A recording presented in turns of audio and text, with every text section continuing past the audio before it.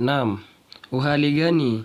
Natumai mzima pahali na pahala popote ulipo mpenzi mtazamaji, langu jina ni Elijah Matamu. Kukupekuzia habari kwa kina huku nikiwa nimekita kambi sehemu ya Karengeta almaarufu Sokomoko Bondeni, ambapo niliweza kuchangamana na daktari wa kienyeji kwa jina John Liman almaarufu John the Baptist.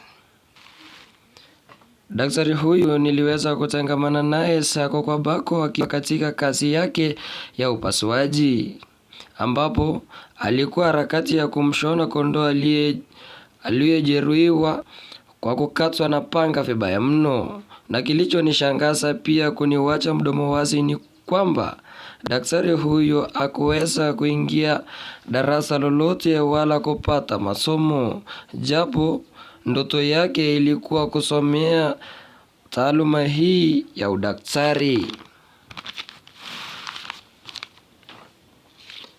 Daktari huyu pia aliweza kunidokezea kuwa alitamani sana kusomea kuwa daktari mkubwa katika wilaya ya Pokot Magharibi, japo changamoto kubwa aliyokumbana nayo ni karo ya shule, maana wazazi wake walikuwa walala hoi, huku tegemeo yake ilikuwa ni kufanya kibarua ama kazi ya shokoa, almradi yeye na wazazi wake wapate tonge la chakula.